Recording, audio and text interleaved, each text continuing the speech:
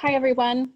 It's right at noon right now, and so I'm going to open up this lecture because we will all be interested in getting a kind of discussion in at the end before studio. I offered to introduce our speaker, Gary Bates from Spaceman Group, and he suggested that he do the introduction himself, which I think is a great idea. So I'm going to turn it over to our lecturer, Gary Bates. All right, great. Let's see. Sound okay? Sounds great. Great. All right. This is a totally new format for me, so it's a bit strange. I'm very curious who Iwan Dai is. I hope that is actually a person from another planet. It looks like in the pictures.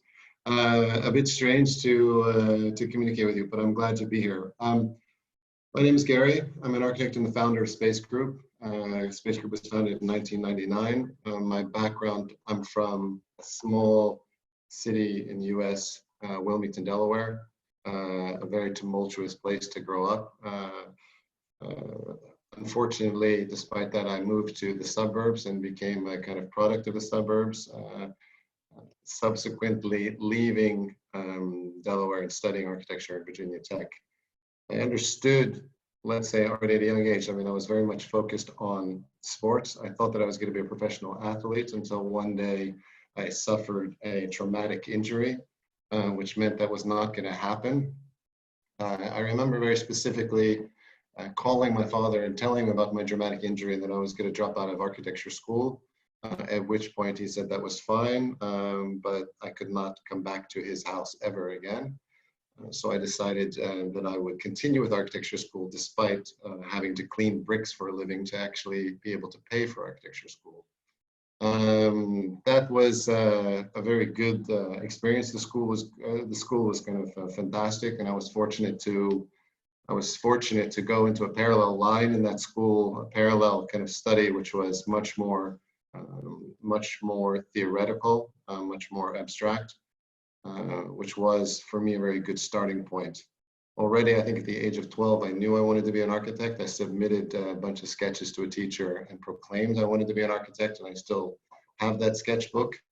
I left the university and decided to become a photographer since I was working in medias and silkscreen photography and other related medias. I did that for 1 year.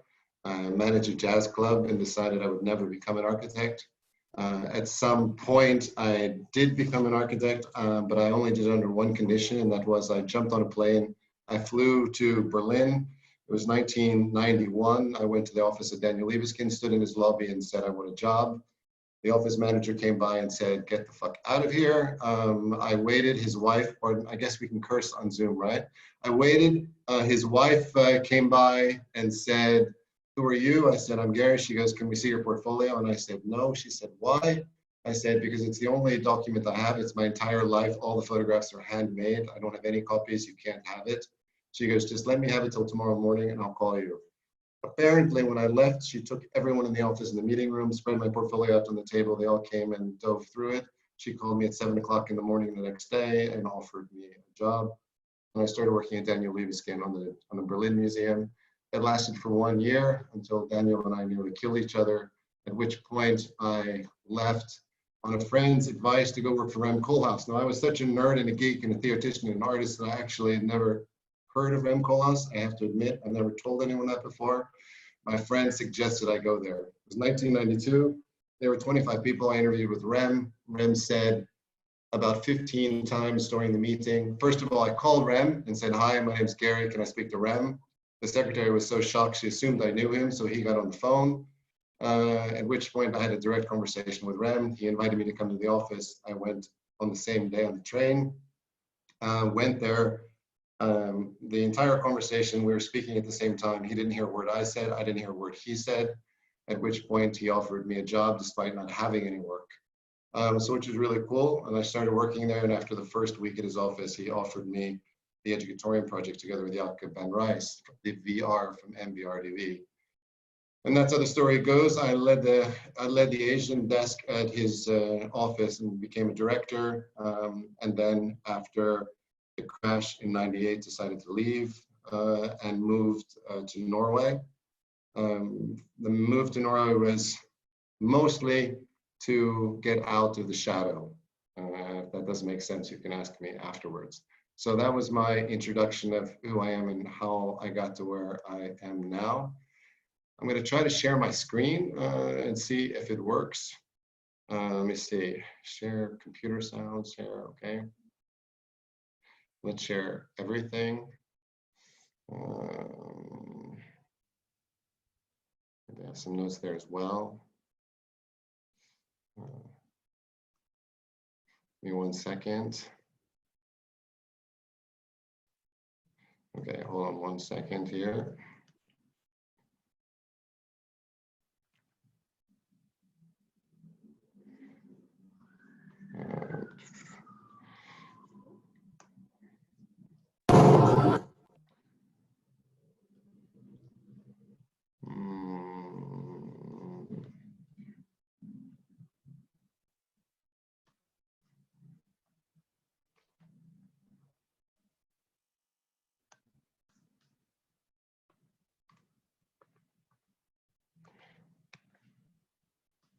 Okay. Actually, I have no idea what I'm doing, so. Hey, Guru, you don't have to help me. It's fine. My partner, who's watching in the other room, in a state of panic, ran into the room to help me explain how to use Zoom because she's a professor at the university. I'm not. But wait a second. I just want to share screen and see my notes. I don't remember how we did that yesterday. Sorry. I don't lecture in this format. Use presenter view.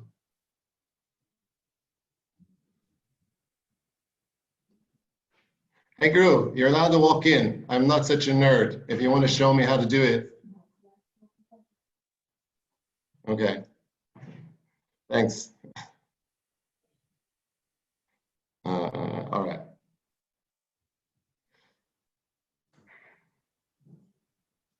Okay, well, then we won't do it like that.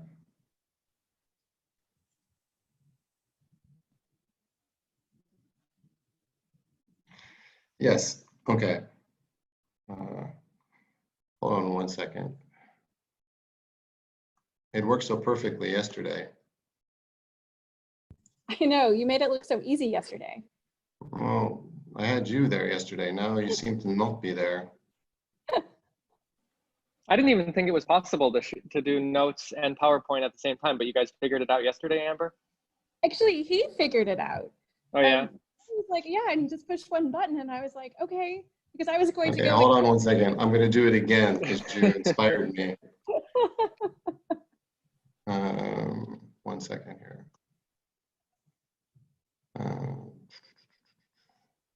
It's always the same with this.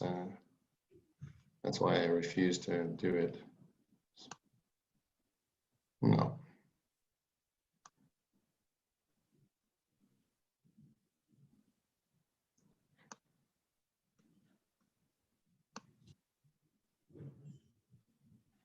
Okay. Oh.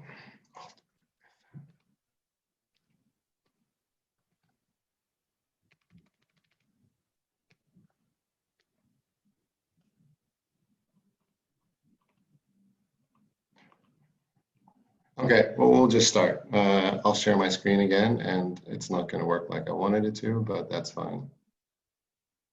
I'm sure it's going to be great. Off the cuff is always kind of nice. Yeah, I agree. Let me just get you guys back here again. Sorry for that. It worked so well yesterday, I have to say. Where do I share my screen? There.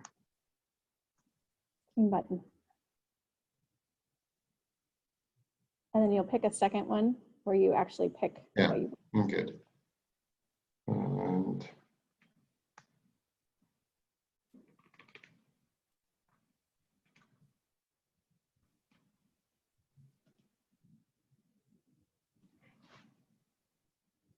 all right, cool. So we'll take it from there. So this, I just always have to keep my watch my office while I'm working. This is just a picture inside my office with the model of Oslo S in the background there. We've, let's say, I started to write a book and Michael begged me not to talk about it, so I'll try not to talk too much about the book, but it was, you know, essentially after 20 years, we were collecting information and looking at where the profession was going. And about 4 years ago, we decided to consider a new direction for the profession. Not out of, let's say, out of a kind of whimsical fascination, but frankly, we were just seeing a dramatic change in the way that we were working. And that dramatic change was in part, we were increasingly kind of relegated to a limited part of the designs. We were increasingly relegated to do facade design, but there was a formulaic approach that was kind of given to us that dealt with the building mass, the program, the siting of the building, the landscape of the building, the quantums of the building, the functions of the building, the techniques of the building, let's say the technical performance of the building. And at one moment, as that pro forma got kind of bigger and bigger, we were relegated to a smaller and smaller piece of the intelligence that we felt that we would be able to contribute. That was a bit of a kind of disappointment for us, naturally. And we started to kind of rethink the profession. The first article, or the first, let's say, part of the manifesto, and the title, the lecture Spaceman, comes from the book, the title of the book. The man with a period at the end stands for manifesto, a kind of shortened version of a manifesto, a kind of projective manifesto that we're working on. And it really tries to outline where we think the profession is going, or the profession can go, and one in which looks at an optimal kind of positioning for the architect. So this is a kind of diagram showing what we were, let's say, increasingly confronted with. And it meant the typical linear process where we were involved, where 90% of the critical decisions have already been made. But realizing the greatest value that we could add was getting lost. So I'm not sure, oh wait, there was a way that you could, can you see my pointer? Yeah, we can see it. You do, okay, yeah. So this is where we are as kind of architects, and on this side of the kind of line, let's say it's we're usually to the right side of this line where we have regulation, design, construction, but everything related to the site, the property development, the research, public relations, the due diligence, the investors, the financing, and everything happen before we often come on board. And then we do things related to regulation, planning, design, and construction. And we wanted to get onto the other side of that line. So we started to do a number of projects that kind of pushed us over to that other side and started making those links directly to the developer, directly to the public, let's say, to all the different public officials and politicians and investment, etc. And that's where we felt, and that's what we call deep as a kind of, which became the first iteration of our kind of redesigning the office. What it essentially allowed us to do is it allowed us to go into projects, and we would a lot of times do this work on a kind of no cure, no pay basis and say, we want to join the process at a much earlier stage where we can add information regarding programming, regarding the functionality of the building, regarding new technology, regarding environmental performance and things that were often already decided before we came in the picture. So I've broken down the lecture into a few different parts. I have excluded a few parts because Michael promised me there would be future lectures, but the last time he invited me was 5 years ago, so I'm seriously dubious that's the case. I'll talk about a few of our buildings and try to relate back to this brief introduction about where we see the profession going, and maybe we can have a conversation about that at the end. And again, let's say there's also a book coming out that's talking specifically about that and laying out new directions. The first building I'll talk briefly about. I have a lot of information I want to show you, mostly because I don't think I'll ever be invited again. So first is the Oslo Central Station, a project that you may have seen. This is the Opera building here, which many of you probably know. As you see, Oslo is a relatively kind of low-rise, low-dense, green city. And on the waterfront is the Central Station. The Central Station, like many central stations, has gone through an evolution of development and growth, at which point this beautiful photograph becomes this. This is the reality. This is the original station building. This is the sprawl, including a shopping center, an additional hall added to the building, an additional extension, several extensions to the existing building, several buildings built on top of the station, new hotels, etc. And this is a reality that we see a lot of infrastructural buildings being kind of confronted with, and an inability with this kind of sprawl and growth to actually have a clear, let's say, a clear identity. This is the original hall. Identity was pretty clear. Beautiful structure. The trains came right into this space. You boarded directly, and that was all there was when the station was first built. We see from 1854, where we saw that previous photograph, and as that station kind of developed and started to wrap around the tracks, then this high-rise building came into place here in the 70s. We see here in the 80s that they built a tunnel to continue the tracks to the west side of the city. Then the Central Hall building, which was that brown building in the front, was built on top of that tunnel. You see the airport train, which is built there, but no longer in use. This is the shopping center on the corner and the hotel that I pointed out in the slide before. So this is the kind of growth until 2000. Now, originally what you had is you walked into the station, the trains were there, you got on your train and left. This is the reality today. So we've gone from a situation like this with an immediate relationship to the trains to a situation like this, where you have to walk through a kind of labyrinth of spaces, commercials, hot dog stands, newspaper stands, etc., to get to where you want to go. And there is no option.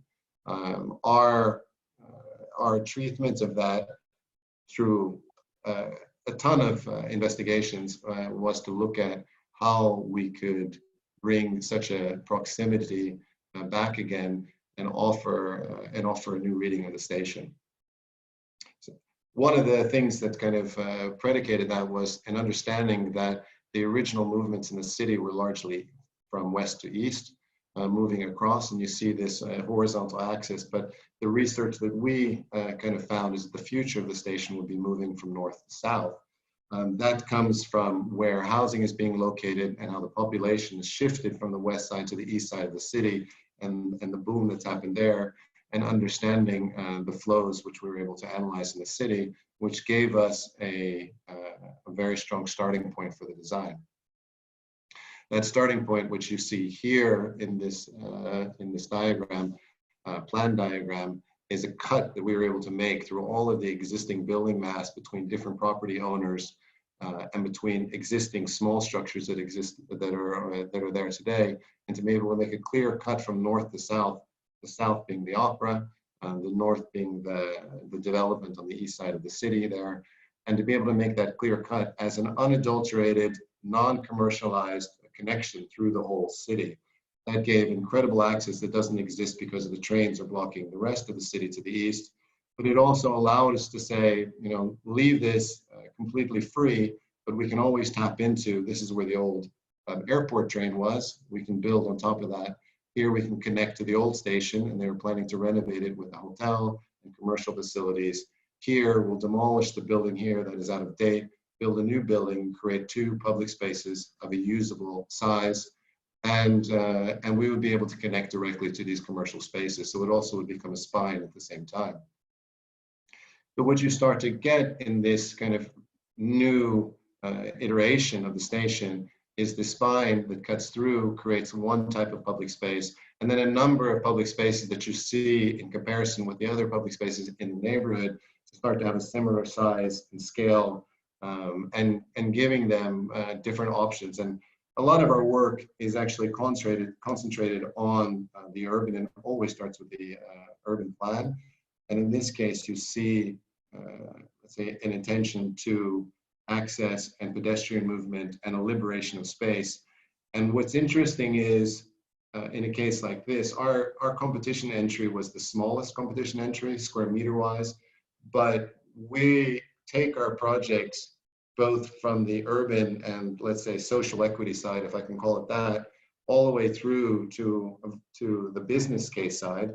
And our business case, despite being the smallest number of square meters that they were getting from any other project, it was also the greatest return on their investment because of the way that we programmed it, because of the, let's say, the efficiency that the design had. And we were able to prove that. So we were able to technically prove it, and that technically proving it is related to the structure, which I'll show you in a minute. We're able to economically prove it, and we're able to create a socially equitable space. So the first building is the station.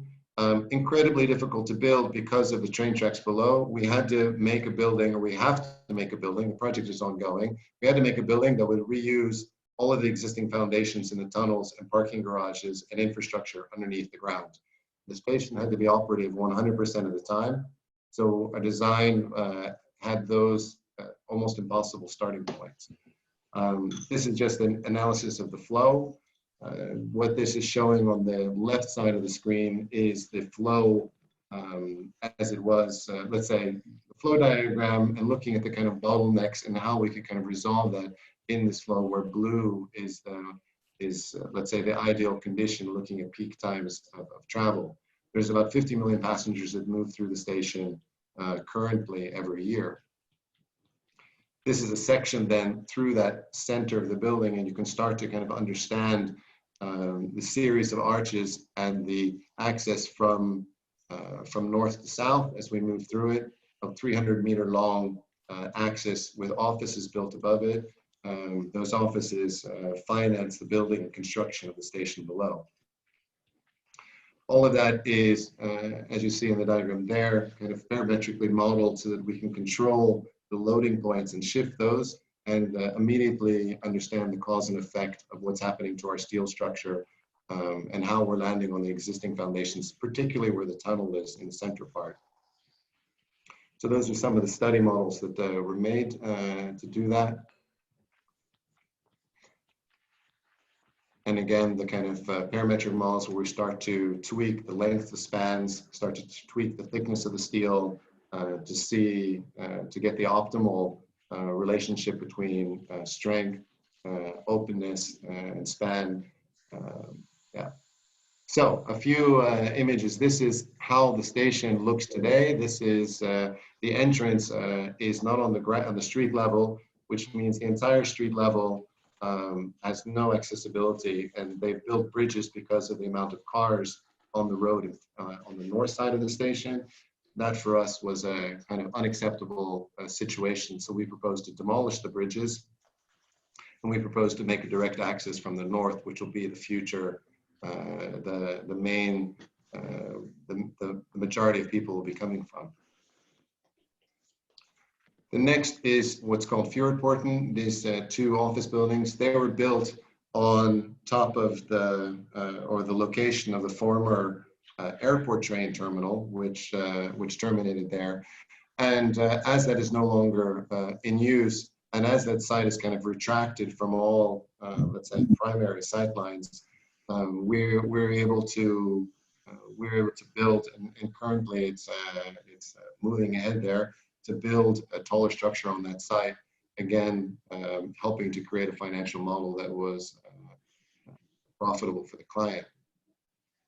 Now, Karl Johan is the main street that goes from the station all the way to the castle, being an important access. And on the top right, you see that image. So that cut that happens in the building is preserving the view to the mountains in the background as you look down this main commercial artery from the castle.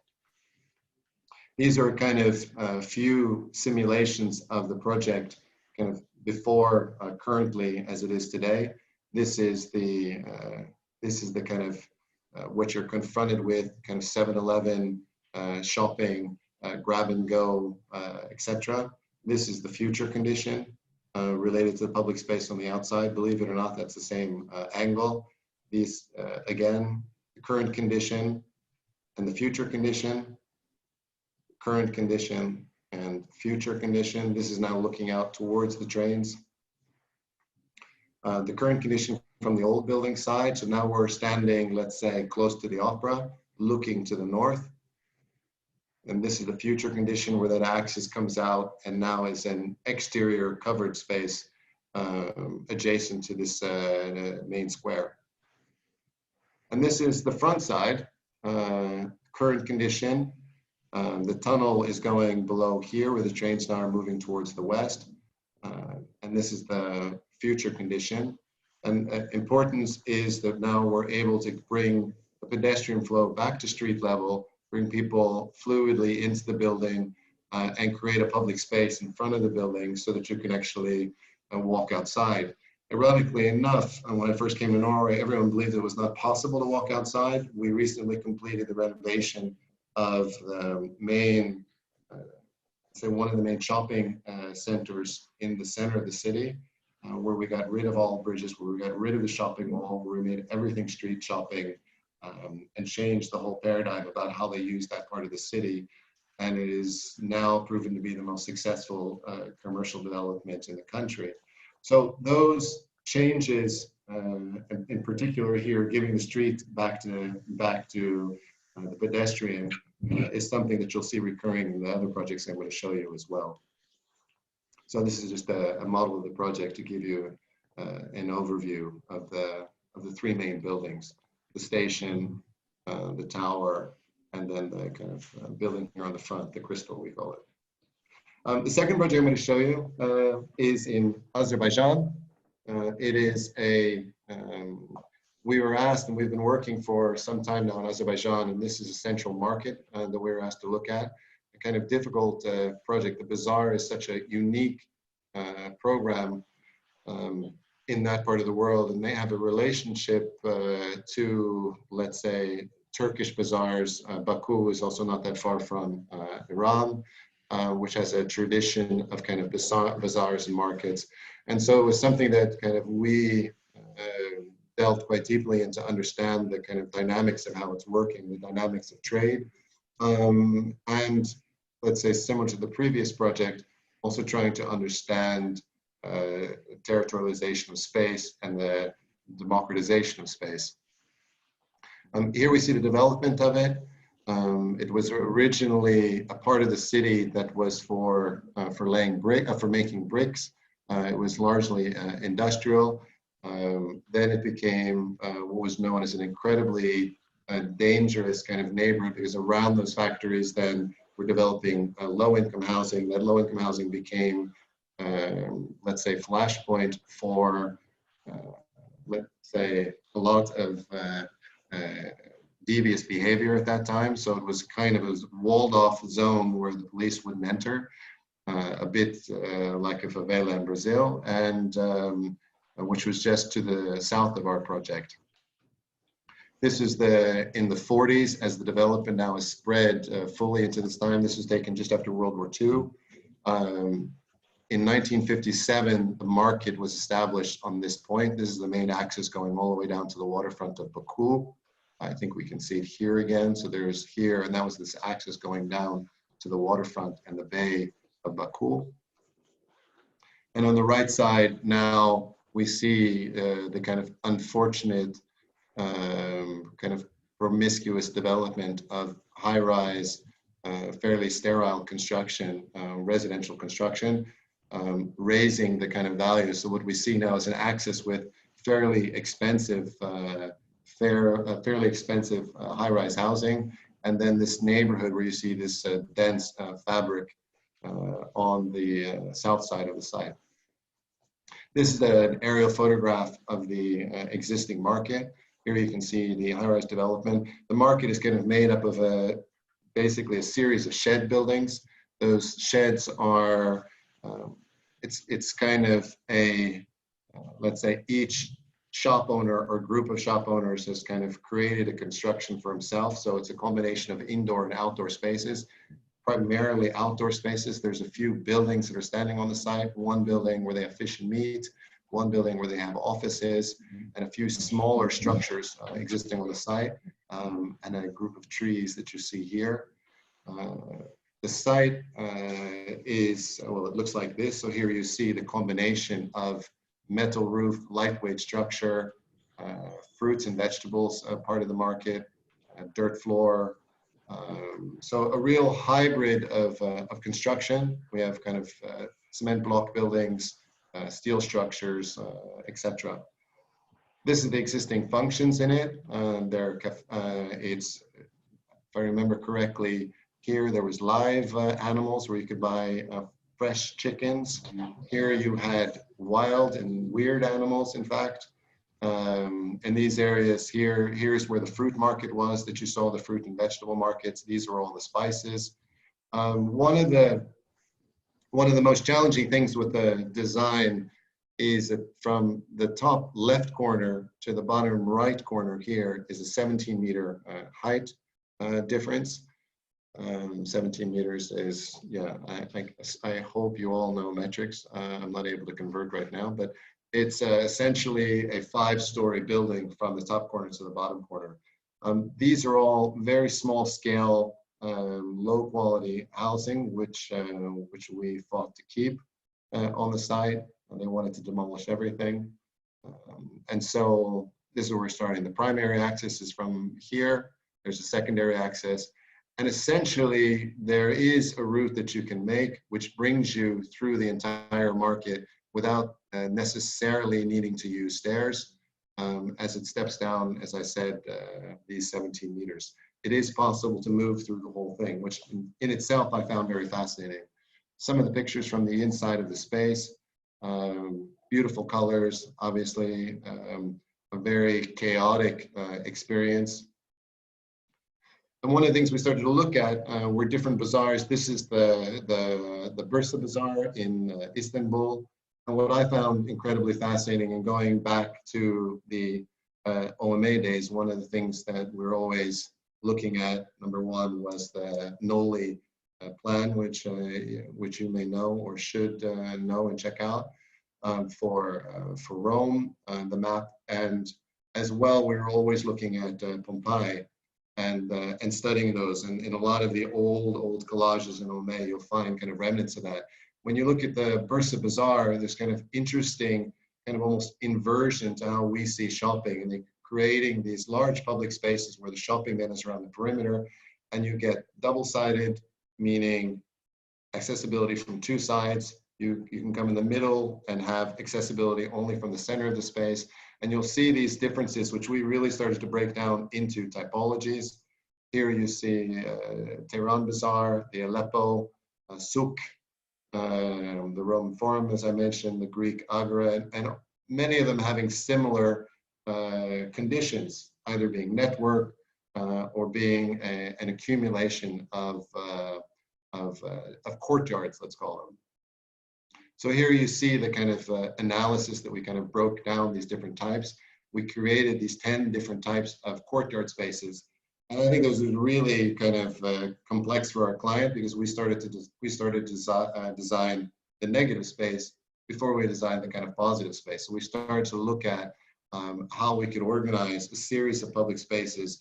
And the main reason for doing that was to address the serious differences in terms of the population groups that were living in that area, and saying it was as important for me, if this was going to continue to be a part of the city, that it would be a low threshold space with accessibility for everyone. If you just want to come and sit, you want to come and read the newspaper, that would be possible, and we wouldn't create a kind of shopping mall condition, which the owners were pushing for. So here you see these different types. I think they're understandable. Here's a single entrance into a space. Here you get a four-sided courtyard. Here you get courtyard inside and outside. And so we analyzed those. We tested these out in relationship to the different functions that we were provided, breaking them down, also knowing the functions that were already in the market. And the intention was to keep the predominant number of operators there in the new building. And we made this sketch, which is, let's say, a translation of those typologies into the footprint that we had. Now, this is just a diagram of that. Brings me to this, and I guess this is what I mean by the difference. This you all know, a beautiful building, ironically enough, by my friend who I mentioned earlier, our friends at MVRDV. And let's say the bazaar that we see in Iran, and we opted, let's say, to kind of look at this traditional typology and see how that traditional typology could become part of our design. And then you would get these kind of spaces. I don't have time to go into the details. These are the plans. They insisted on a parking garage under the building. I insisted not to have it, but that's still kind of being negotiated. And as we moved through the building, one of the things that became important for me was that we maintained these terraces and level differences that were there and allowed a kind of fluid movement through the space without kind of disrupting natural landscape condition that was there. So we, let's say, are maintaining that in the design. These are the, let's say, some flow diagrams. What's interesting, if you can see the annotation there, that each color represents a different type of user, how long they would travel to get to it. And we did a whole series of these kind of studies, breaking it down user by user and saying, you know, a mother is coming to do her weekly shopping, or someone is coming to have lunch or to buy their bread, or someone who's just only going for fish and meat, etc. And breaking it down into terms of different users and day and nighttime as well. And we did a whole series of these kind of studies. This is a collage of some of those results. So the plan looks like this. The blue are the public spaces that you saw, which we put the majority of our attention on. And then the other spaces then become the colored spaces that you see here, which are each one of the different facilities that they have, the tea rooms, the wine tasting, the meat and fish, which become a spine here on the back where we need cold rooms or climatized rooms, reusing that existing building that I pointed out, and a balcony here for restaurants and a kind of private zone looking out over the market itself. The section of the building, one of the interesting features of the building is the roof we designed with Adams Carrot Taylor out of London. We wanted to have a kind of, let's say, fairly large span in the roof in order to create this openness that there is there today. The span that you see here, and in addition to that, we wanted to also, number one, we wanted to create a roof using a wooden structure. We created a hybrid wooden structure, which I'll show you, and also to have a roof that was open. Now, the climate there is very warm in the summer, moderate in the winter. It never gets super cold, but for them, it's insanely cold. For us here in Norway, it's not cold at all. And the roof is oriented in a way based on the analysis of the winds and rain, etc., in order to promote a natural ventilation. So we're getting something similar to this. This is an exceptional piece of the roof. Exceptional meaning the rest of the roof is not like that. The rest of the roof is a hybrid structure using laminate wood, wood beams, and a combination of wood and steel in a vaulted structure. Some of the materials from the city that you see, and studying different types of vaults that they had, studying the different uses of limestone that they have in the city, and then looking at our facades. And here we're looking, just to go back for a minute, at different porosities, how they create windows, how they create sun screening. Here you see sun screening in the facades, and to bring that into the building. Now we're using a stone coursing that gives us perforated open areas, that gives us perforated areas with glass behind, that gives us recess in order to give us depth and detailing.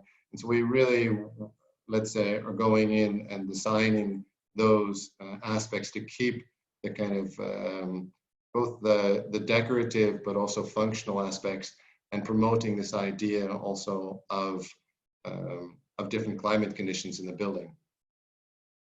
So you see some of the facades here and here. These are some of the details about how the facade works, and a view of some of those spaces. Now here, just quickly, you see on the right side, well, the idea, this is a reference, a painting from Lucio Fontana, who did these beautiful cut canvas paintings. And on the right side, you see the buildup of the roof, which is a kind of a combination structure using steel, wood, secondary wood, wood laminate, which gives a stiffness. So some of our studies for that roof. Lastly, about this is the environmental design.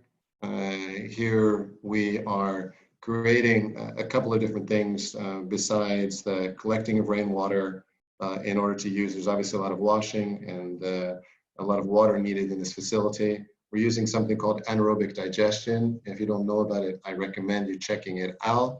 It's a great form of creating energy by using, it's a passive way of using waste food to create gas, which can be used for heating, cooking, etc.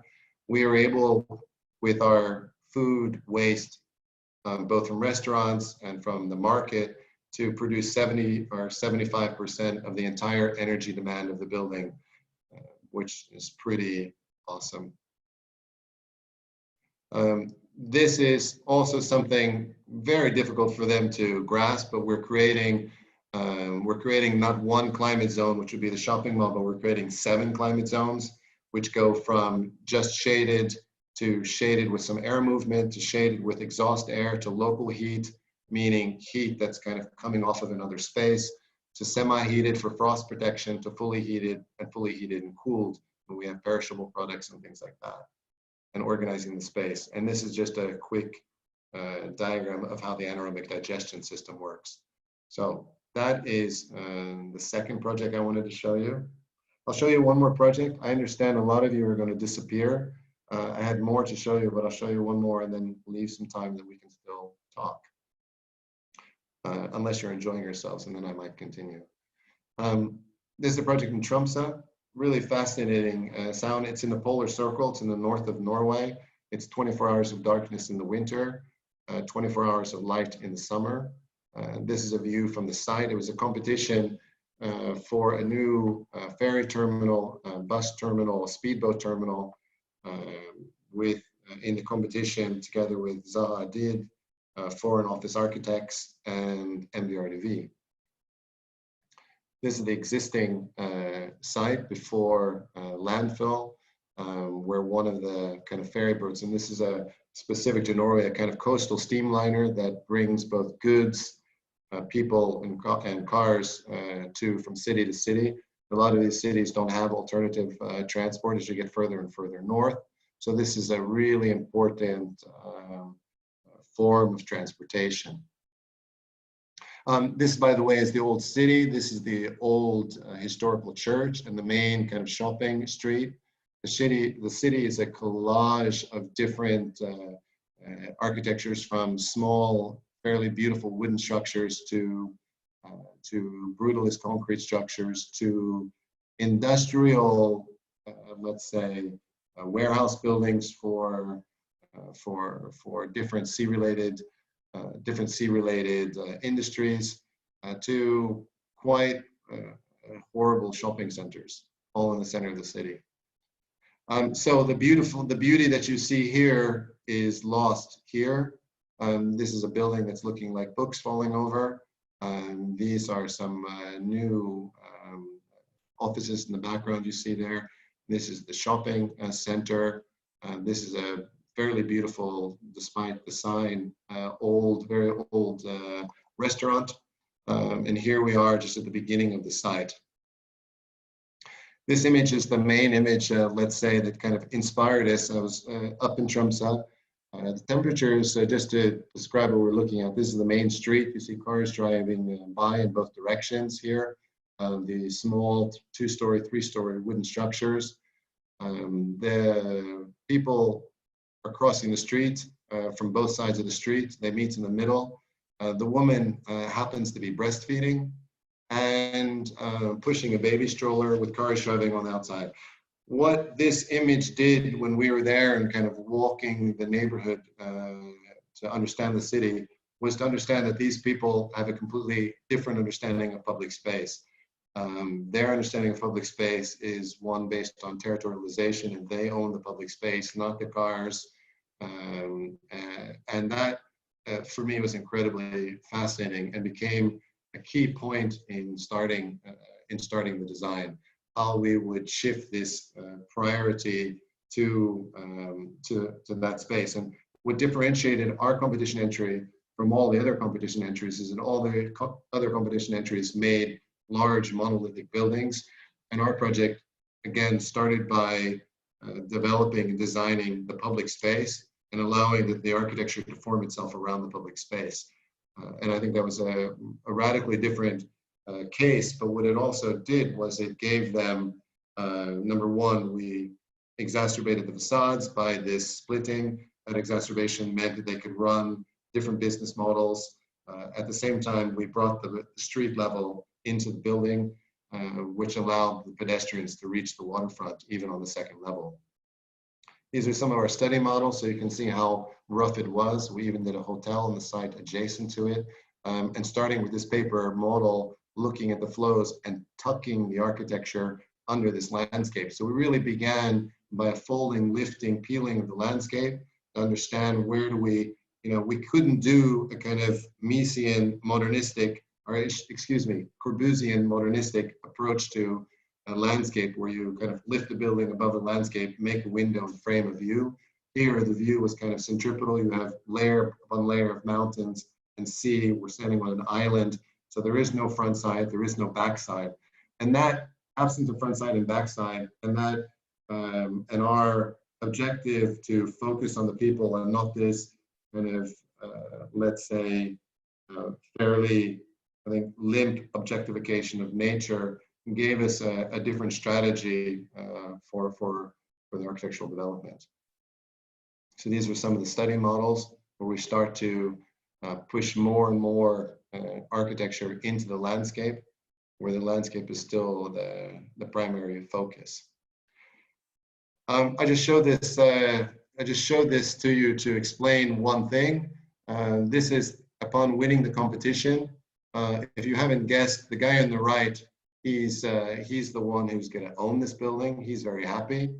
This is my partner who was running in and out of the room, worried about my presentation skills using this format. This is the other partner at that time who is totally scared of how we're going to possibly build this thing. And this is the mayor of the city who has no idea what just happened. So this is the site after the snow comes. Back to the image of the woman breastfeeding in the middle of the street talking to her friends.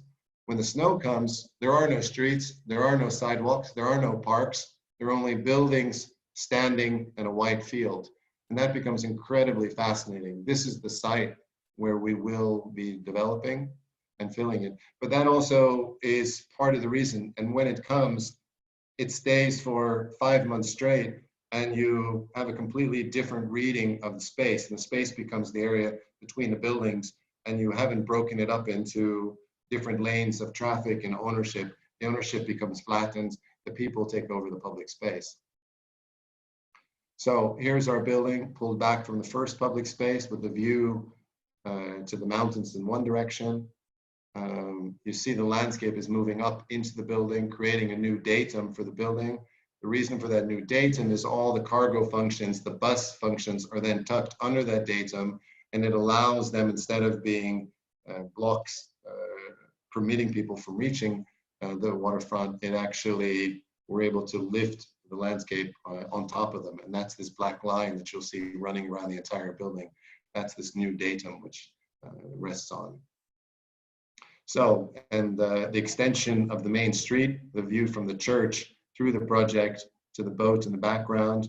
And here you see this, this fragmented approach, which gives us connectability through this datum between all the different functions, but also gives us autonomy of these functions where each one can work and operate on its own time frame and be programmed differently without negatively impacting each other. The view from the city, which we wanted to kind of protect, the lifting of the landscape and entering on the second level.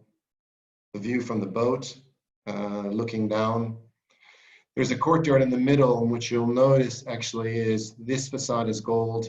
This one facade of this building is golden, and then one facade here of this building is golden, creating an inner courtyard, which, unless you're standing where these people are standing, then you'll be standing in a kind of golden colored courtyard.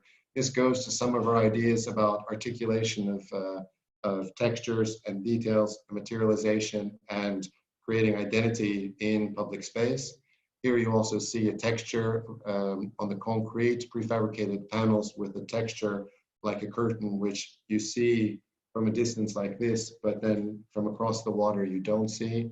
And 3 different textures happening here in terms of the metal and the metal profiling, recess, creating light and shadow. These were the facades. The diagram here we called centripetal mise. I won't try to explain what that means. Here is a view from the 3rd building, looking back towards the main terminal building and the office building. A view out to the water. These were not part of our original design, but as I told you about public space, people will drive anywhere, park anywhere, own anything. So they put those up after the design to block cars from driving all over the public space. A view to the buses down below, a view to the famous church in the background. From the buses, coming up from the quay into the building. This truss is bridging over where the buses will come out of the building as they drive through, creating a large opening for 2 buses to come out simultaneously. A view to the shopping center. Very industrial building, and we wanted to keep it that way, but we still were controlling every track, cable colors, beam colors, the perforation of the roof for acoustics. All of those things were things that we controlled. Inside the bus, looking again towards the church. Before we were standing above, now we're below. The buses come in on this side and drive out the other side where the truss was, driving out on this side. This is the view standing on the quay, the ISBS zone, where we can open this, roll this fence back. You see it's on wheels, and roll it back and allow people to use the entire space around the building. And here we see it from the other side of the water, almost invisible, which, believe it or not, I actually enjoy. A very low structure into the city, creating a datum. And here's the detail from that facade. All right, I had one more thing I wanted to show, but I see that the majority of people are going to leave in 7 minutes. What would you propose that I do? I think that we should open it up to questions, and I will moderate those questions if people want to ask them through the chat room. And then, just because we talked about it yesterday, and what I think would be great is if you would be willing to share your website so that we can talk about maybe the construction of that as a design component, Sure. and also a way of leading to other projects that maybe you didn't get to today. Okay, good. Let's do it like that.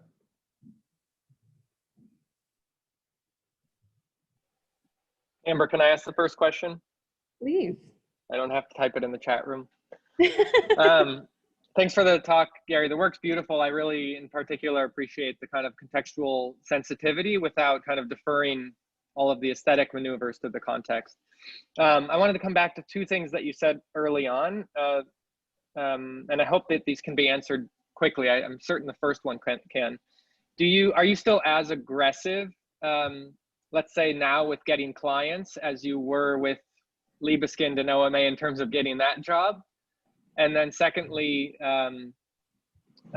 what you hinted that the book, the manifesto, is about the ways in which the profession is changing and the role of the architect is changing. Can you maybe say something a bit more about that, just in terms of how what you imagine the role of the architect will affect our students today? Sure. You know, one of the things, first of all, to answer the first question, and it's not really an answer, but it's honesty. We, you know, both of those offices, particularly Libeskind, is very top down. And one of the things that I think is kind of interesting also in the future practice, and you see it more and more, you know, is that we create, and for me, our office is a framework, and that framework allows for a lot of different types of people to operate in that framework. And one of the things that I'm doing more and more is curating it and meaning that when people come in and have certain agendas, ambitions, and things, I'm always looking for ways to moderate it, curate it, and accelerate it, because I think that's where the office, I mean, the office gets much more interesting when it's kind of autocatalytic, and it's not always the catalytic part is not always coming from just one point or one direction. So for me, that's been a kind of big change, and that just gives you suddenly, it really becomes atomic in its nature. And for me, that's much more, much more interesting, that I'm in control in one way, but ultimately not in control. And I think it's almost more interesting to let go of control than to obsess about control. When it comes to the book, like I said, one of the things that we found out, we were literally signing contracts that said, you will only use our details, you will only use our material specification, you will only use, the parameters were getting smaller and smaller. We were suddenly understanding that, okay, we're not involved in the landscape park, that's someone else. We're not involved in the interiors, that's someone else. We're not involved in the lighting design, that's someone else. We're not, we're getting involved in less and less parts of the building. And we're saying, well, that's just not kind of, acceptable for us. So one of the things that we did was we did a stunt to test this kind of premise. And that stunt was that we saw a newspaper article, a big hotel developer that we knew was looking to do a hotel on the other side of the country. We worked with them before. We designed a hotel, you can see on our website, called the Clarion Hotel. And we basically built a business case for that hotel, a business case that normally he would do himself, but we built it from an architectural perspective, from an urban perspective, from a value perspective that was completely different than any of his analysis would have done. So Colliers International, or take Deloitte, for example, they'll tell you, yes, there's a capacity. You can build 400 rooms. You can build a conference center of 1,500 seats. The city will allow that. You need so much parking. And they'll give you certain metrics, but they will not tell you what those metrics mean to everyday person. They will not tell you what those metrics means, to, let's say, the longevity of the project. They're not going to actually delve into the realm that we're kind of unloaded with to try to make something successful. So what we wanted to do is we wanted to step it back and say, well, we're almost doing all that due diligence anyway. Why don't we do a little bit more due diligence and take that position as well? And what we said was, here's the whole project. We did it for free. We went to his office, presented it. He was kind of like, said, this has never happened to me before. And we said, we want 2% of the sale. If you don't sell it, or if you don't have the purchase, if you don't purchase it, fine, we walk away, we're friends. If you purchase it, that 2% is a freaking lot of money for us, let's say. Way more than we would ever get in fees to do that kind of research. And so what it also allowed us to do is we started to sell our services differently. I was frankly tired of being a service provider. I was tired of someone coming to you and saying, draw this for me. They already knew what they wanted. They knew exactly how they wanted it done.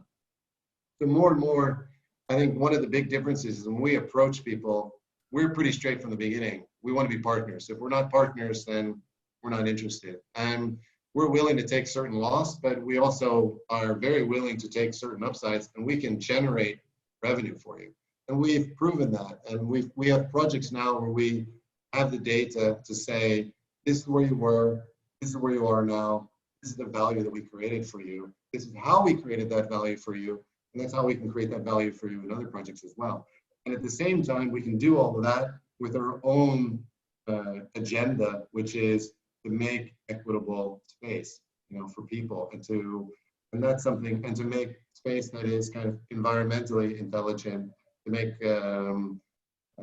So for us, that changing role became one where we started to bring those elements back together again, and reframing the profession. One where we started to, back to that diagram from deep, penetrating the other side of that line. And that meant penetrating the political sphere, that meant penetrating the investor sphere, penetrating the developer sphere, and basically not being a service provider for general contraction model. So that was one of the things, and that's one of the things the book kind of reflects on. But it also just talks about how the book also talks about how we are addressing public space, how we're addressing, let's say, certain environmental issues and what our agenda is. Because, you know, more and more what we feel or what we find is that, you know, it used to be that you would brand yourself and you had a certain kind of aesthetic and people liked it or not, but, you know, people want to get behind something. People are looking more and more for a kind of activism, let's call it. And that kind of activism means that there's something that they kind of believe in. And I think our profession also has to offer something for people to get on board with and become, you know, become avid supporters of an idea or of an agenda. So that's where we're kind of shifting our focus. And it's been a 3-4 year process. There's some people, frankly, left the office and said, no, I just want to make cool buildings. We're not interested in taking this fight. But what's kind of ironic now is during the times that we're living in right now, people start to reassess their whole value system about where they're living, about their mobility, about public space, about many things, and the investments clients are making, etc. And that's so ironically enough, I think it's particularly timely for us to reassess the role of the architect. Okay. Thank you. I saw there was another question. Yes, there is another question, and I'll just read it out loud on behalf of Alexander. With the building theme of foot traffic retaking cities from vehicular traffic, what do you feel are the limits of public spaces washing over and on top of roads? What is the in-between step for modern cities as we transition from urban sprawl to smaller, taller units with more walking and open spaces? And maybe, you know, do you feel that that's true? No, I mean, absolutely. There's a project that we did some years ago, which was kind of overlooked until now, which is called Oslo Roadless, where we essentially redesigned and calculated all of this kind of residual space, traffic space, unused space, parking space in the city, and started to look at what would happen when we would get all of that content and rethink it. And so the project is called Oslo Roadless. It was presented at a conference, and it was let's say a super great opportunity to look at that. The next project, if Alexander's staying, I was going to show deals exactly with that theme and that subject. It is let's say what that situation was kind of, it's very interesting. The amount of resistance to this movement is immense. You know, we were in, let's say, essentially in court cases, kind of defending the validity of the kind of premises that we're making about mobility. The project I'm going to show you next was a shopping, it was a large parking lot, which was the center square of the city, flanked by a large shopping mall owned by one of the most powerful men in the country, who was dependent on having those parking spaces, meaning dependent on bringing thousands of cars into the city. And we managed to build up a business case to eliminate them. So is it going in that direction? Yes. Do we know what to do with that space yet? No, I don't think enough people are looking at it. I think that what it does offer us, you know, I think it offers us a new perspective on public space. I think it will give us new ideas about densifying space. We have another part of part of our office, which is a separate company that we're developing, which is called onfill. And onfill is the opposite of infill, or not the opposite, but let's say the sibling of infill, which means we've been obsessed with infill projects of how we can densify the ground area. And we're starting to look at, by using things like CLT construction, how we can build lightweight structures on top of existing structures in order to densify the city.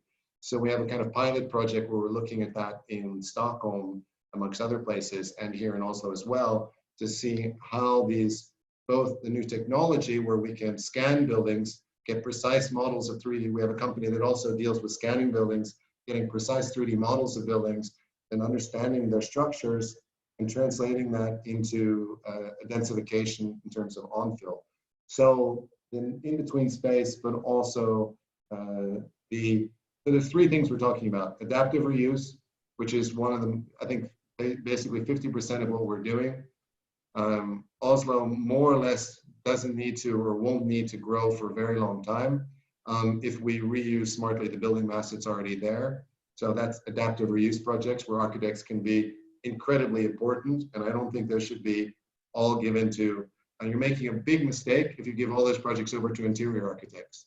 I think we have to bring them together, and interior architecture and architecture are, let's say, kind of work together and look at this adaptive reuse. Then there's the on-fill projects, and of course there's the roads, the public spaces, the parking lots, and how we will reuse those spaces and create public spaces and create densification as well. That's a great answer. A more general question coming about the Teze Bazaar, asking about the historical context and how it informed your approach to the design, if it did. Yeah, you know, one of the things that's always, you know, one of the things that's fascinating and one of the things that concerns me, the thing that concerns me is that despite what the client said, I think they want to make a shopping mall. And that kind of concerns me. One of the things that I find interesting in the bazaar, there is a kind of a structure or a way of working there that is largely not understandable for someone who just goes there. You know, if I go to one, you know, when I go to the Teze Bazaar, I'm constantly being followed around by people who are introducing me to their friend and their neighbor and the other people. So there is a network between all of these guys. At the same time, I'm completely fascinated to go there and find one guy is just selling, you know, a single bag of potatoes off the back of his truck. And that's, you know, so he's driven probably, driven 100 kilometers to come and sell this bag of potatoes, you know, where other people are pressing fresh, granata, what are they called? Granata apple? Yeah, pressing, sorry, I'm speaking Norwegian now. So pressing fruit for you, and you know, it's kind of interesting. So there is, you know, but what really fascinated me, and it's a really good question because I really thought we were at like ground zero market. I was like, wow, this is amazing. And then someone said, no. This is like, and it looks really rough inside, and you saw the pictures are quite rough. They said, no, this is the most luxurious market in the city. But actually, if you drive just to the outskirts of the city, that's the distribution center. And that's a market that goes several kilometers in every direction. And it is just an endless, it's a one-story building covered by a metal roof in several kilometers, and that's where all the food comes into the city. What's insanely fascinating there, you know, and when I'm staying there and going out and eating, for instance, is you don't find mangoes, you don't find avocados, you don't find anything except exactly what they're growing there. And basically every restaurant you go to is serving the same amazing food with these traditional recipes, and everything that you're eating is local. So this, so it's exactly what we've all dreamed about as architects, this kind of, let's say, short traveling food, because what you're eating there is exactly what they're growing there. And there's a direct relationship between the city and the farms. And that for me was incredibly fascinating. And when you really go out and see where the food is coming in and the vastness of it and the quality of it was kind of mind-blowing. So it really, I mean, that project is just kind of a great project. I don't know if it will end up great when it's always hard to say. We delivered a project which we will not probably continue, or only in a limited amount. So it's hard to say. But number one, understanding their history. I visited all of the markets around town. And this was definitely, after I understood it, was the most fancy and expensive one. So only people with quite a lot of money, and that was probably attributed to the high-rise buildings that came there and the possibility of getting higher prices for the same goods. You know, you could get the same goods for a half or a third or a quarter of the price if you went just slightly outside the city at different markets. So in general, understanding, I mean, it took me a long time to understand the mechanics of the culture, to understand the market and the idea of distribution and resale, but also understanding just the culture and history of markets there in that region. So it was a Yeah, we did a really big investigation on that, and that was driving the project quite heavily. And at the same time, like I said, the neighborhood Kubinka, which is right next to us, is a really beautiful, really textured, colorful neighborhood, but also a very low-income neighborhood. And part of our design was also how to meet those people so that they don't become excluded when they redesign the market and it becomes expensive and the prices get jacked up, and essentially they create front doors and gates to the building. So we were really trying to make the market an extension of the city. That's great. We're well over time, but I do have one last question to close this out. And it's, I don't know, like a kind of tongue-in-cheek one, which is, why do you think you weren't supposed to talk about the book today? Yeah, good question. Michael, number one, he said this format kind of lends itself more to let's say beautiful stuff than long theoretical lectures. So he was kind of really wanted to more so for the format. That was one thing. And as you know, Michael has a beautiful lecture. I mean, he's a good friend of mine, and I admire him a lot. He has a very good lecture where he talks about the shift from